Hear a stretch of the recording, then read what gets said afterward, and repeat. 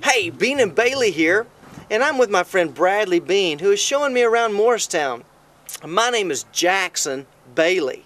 My brother's name is Lee. We were both named after Civil War heroes. Robert E. Lee, Stonewall Jackson. But I had no idea there was so much Civil War history right here in Morristown. That's right, Jackson, and I hate to say it, but I've lived in Hamblin County all my life. Today is the first day I've ever visited the historic Bethesda Church and Cemetery. You've never heard of this place? No, never. Get out of here! Oh man, it's crazy awesome here.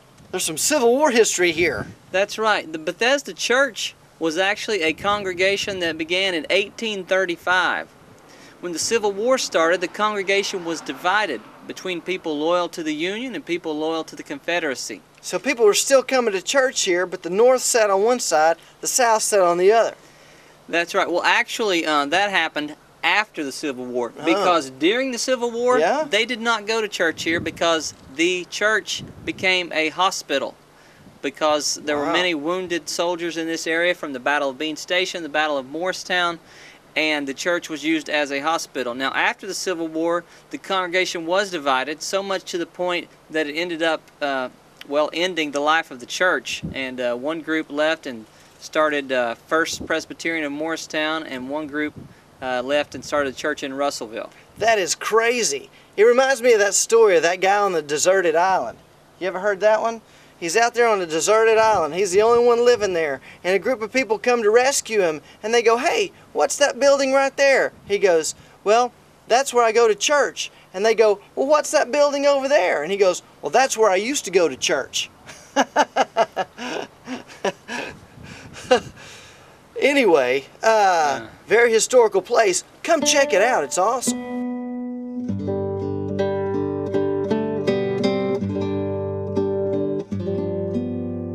As we've walked around today, we've seen many tombstones. Some you can still read, some you can't, but there were many Civil War veterans buried here. 80 of those were unknown soldiers. Probably most of the unknowns were from the Confederacy. The Union had a big victory in the Battle of Morristown. Perhaps some of those 85 Confederate losses were buried here from that battle. And there was also the Battle of Bean Station and Russellville nearby as well.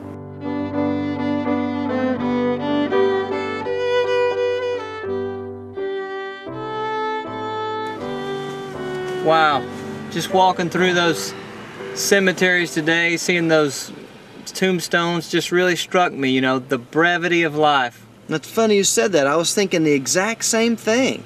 And that's weird because I don't even know what the word brevity means. It's like shortness. Like, yeah, like the song Dust in the Wind. Exactly. Remember when we sang that in that show? Mm-hmm. Check this out. Many of you will remember this song. In 1977, hit song, #1 song by a group called Kansas. We'd like to sing for you now the song Dust in the Wind.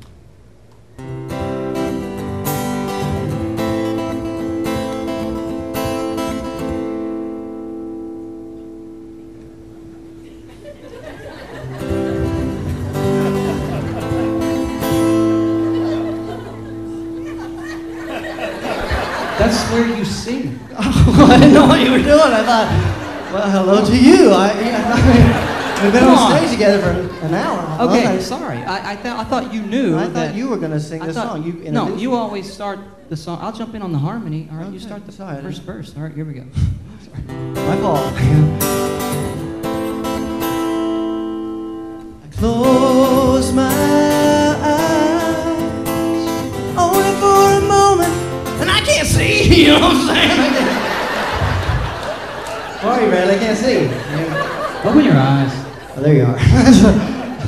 Jackson, you know, a lot of people were ready to just sit back, relax, and enjoy a great song with just a great message. You know, and if we could just do this without messing it up, I think people were ready for something like that. Okay, can we please do this? Huh? Sure. All right, I apologize. Here we go. Dust in the Wind. Close my eyes, only for a moment. The moment's gone. All my dreams pass before my eyes of curiosity. Dust in the wind. All we are is dust in the wind. Same old song, just a drop of water in an endless sea. All we do crumbles to the ground, though we refuse to see. Dust in the wind. All we are is dust in the wind. Kind of a depressing song, isn't it? It's not a depressing Comedy song. show here, comedy show. Okay, it speaks a great truth, a biblical truth. You know, the Bible says we are made from the dust, and to the dust we will return. The psalmist speaks of this as he ponders the vastness of the universe and his place within it. You see, it's only when we realize that we are but dust that we can then take our rightful place in the universe. What are you doing? That was good. That was a good one. I thought you were going to be all depressing, and then you said we're butt dust, and that was funny. I thought that was good.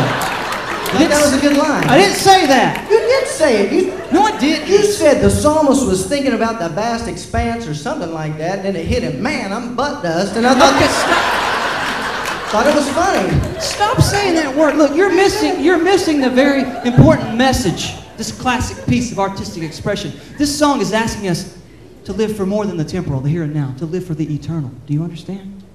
I understand you said butt dust, and it was Okay. funny. Stop saying that word. All right? Now there's one last very poignant verse in this song that ties it all together. And if we could just wrap it up and we'll be through with the song. Okay, here we go. Don't hang on. Nothing lasts forever but the earth and sky. Slips away, and all your money won't another minute buy. Dust in the wind. All we are is but dust in the wind. Okay. You know what? I'm just going to quit here, all right? Because I'm sorry. Because you know what? You know, for years now, I'm just going to try not to be mad and just try to understand you, because we worked together for so long. I want to understand you better. I'm going to try just to let this go. You know, because to let you guys in on something, for years now, whenever our show starts to veer just a little bit towards something serious, he has this compulsion. He cannot help himself. He has to train wreck the whole thing. What moves you? Why are you compelled to do that? I'm sorry. I apologize, Steve. You made a somber point. Hey. Somber being the root word for sombrero. Okay. Which is a depressing hat, if you've ever seen it. Okay. No. Seriously, no, go ahead. Okay, I'm sorry. You made a somber point, and it kind of made me think a little more than I wanted to about the briefs of life, like you said at the beginning. The briefness of life. So Okay, really. something like that. Okay, so it really kind of hit you, the Yes, message. it did. Okay, now psychologists tell us, we might be onto something here. Psychologists tell us that sometimes people mask their fear with humor. Maybe there's something we don't want to face, so we joke about it all the time. Maybe that's what's been happening all these years. That might be, because you made a point. It was a good point, that life is short. Yes. So much so, it's just like a vapor. Exactly. Just passing gas over here, apparently. All we are is dust in the wind.